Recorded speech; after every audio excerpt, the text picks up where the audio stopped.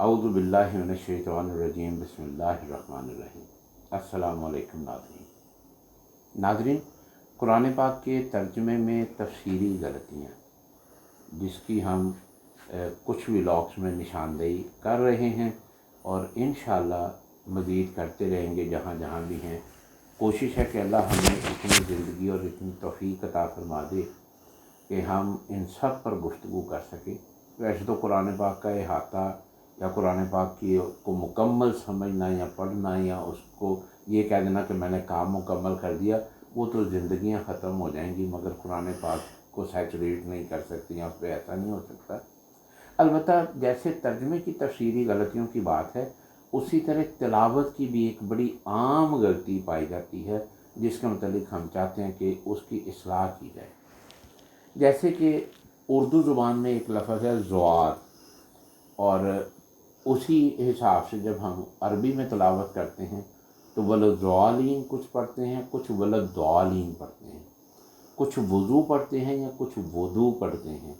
तो ये इस लफ्ज़ की असल प्रोनाउंसिएशन क्या है, इसको कैसे पुकारा जाएगा, इसको कैसे तिलावत किया जाएगा, इस पर बात करने के लिए हमारे स्टूडियो में मौजूद हैं मोहम्मद याकूब चौधरी साहब।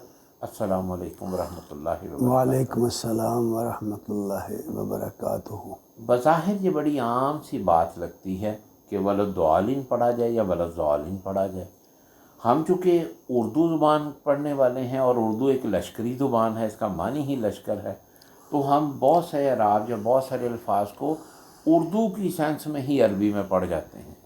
तो ये असल लफ्ज़ क्या है, इसको ज़ुआद पढ़ा जाएगा, दुआद पढ़ा जाएगा या वलद्दालीन होगा, ये क्या इसका होगा? बिस्मिल्लाहिर्रहमानिर्रहीम।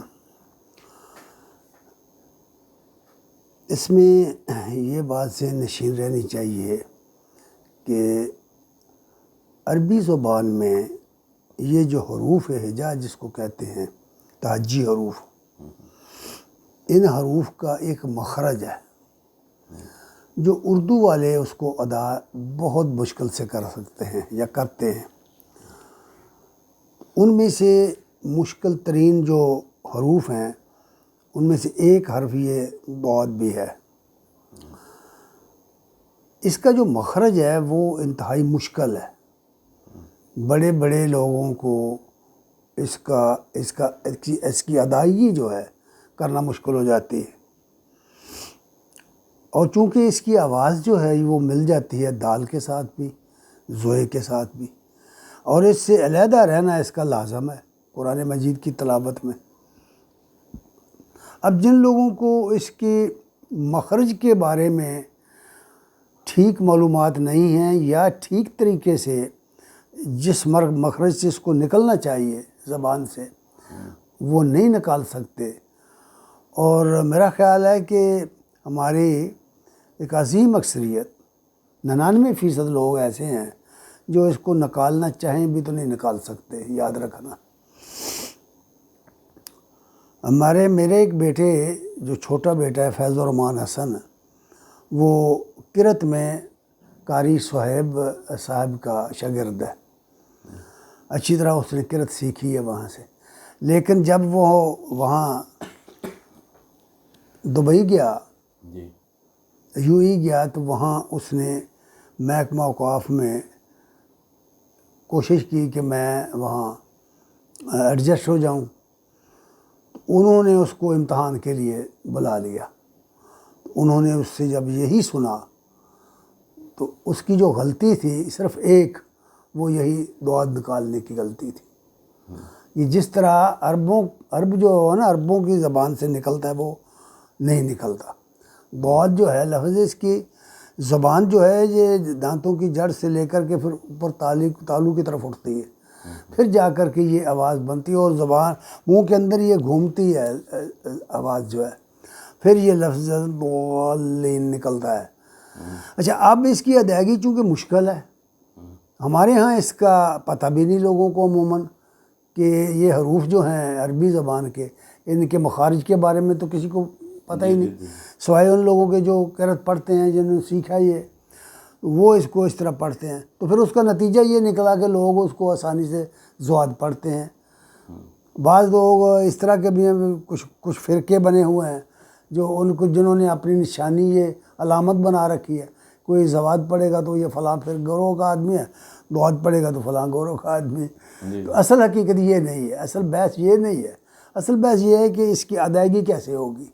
تو ادائیگی چونکہ اس کی مشکل بہت ہے، اس لیے لوگ پھر اس ادائیگی سے بچنے کے لیے سادہ طریقے سے دعات پڑھتے ہیں، رمضان بس طرح پڑھ دیں گے رمضان یا رمضان پڑھیں گے۔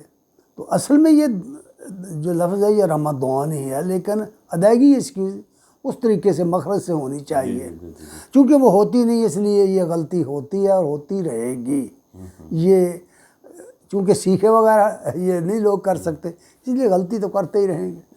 اچھا، علماء کرام نے یہ فتویٰ دے رکھا ہے کہ عربی زبان کو پڑھتے ہوئے یا قرآن مجید کی تلاوت کرتے ہوئے، جو ہمارے ہاں جو سادے لوگ ہیں انہیں پڑھنا نہیں آتا، اس کی تلاوت کرنا نہیں آتی، تو انہوں نے کہا کہ جس طرح بھی یہ کرتے ہیں بس وہ ٹھیک سمجھ لیا جائے گا، انہیں ثواب ملے گا ان کی نیت پر۔ تو یہی بات درست ہے، اس کے پیچھے پڑھنا ہے، اگر کوئی آدمی سمجھتا ہے کہ اس کو ٹھیک ہونا چاہیے تو پھر اسے سیکھنا پڑے گا، پھر اس کی تلفظ، اس کے حرف کو، اس حرف کے مخرج کو سمجھ کر اس طرح اس کی ادائیگی اسے کرنا پڑے گی۔ جزاکم اللہ خیر مقدر ہیں۔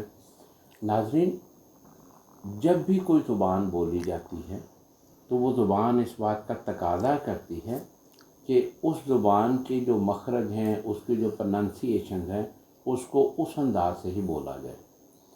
تو اس کو کسی فرقے یا کسی فقہ کا حصہ نہیں بنانا چاہیے۔ اگر عربی گرامر میں اس کی جو پرننسیشن بنتی ہے اس کو اسی طرح ادا کرنا چاہیے، اس کو کسی پارشلزم میں نہیں جانا چاہیے، بلکہ ایک امپارشل ہو کر جو تلاوت کا اصل اصول ہے اس کے مطابق ادا کیا جائے۔ اب جیسا کہ یعقوب صاحب نے یہ بھی اس پہ روشنی ڈال دی کہ اگر کچھ لوگ بتقاضۂ بشری کمزوری یا ان کو زبان کی کمزوری ہے یا وہ عربی زبان نہیں جانتے یا کم جانتے ہیں، تو ان کے لیے رخصت موجود ہے، ان کے لیے فتویٰ موجود ہے۔ تو اللہ رب العزت سے یہی دعا کرتے ہیں کہ ہم سے جو جانے انجانے میں غلطیاں گناہ ہو گئے، اللہ ان پر ہمیں معاف فرما دے اور ہمیں اپنا فضل کبیر عطا کر دے۔ اب آپ سے اجازت چاہتے ہیں، انشاءاللہ اگلے پروگرام میں ملاقات ہوگی، تب تک اجازت دیجیے۔ السلام علیکم ورحمۃ اللہ وبرکاتہ۔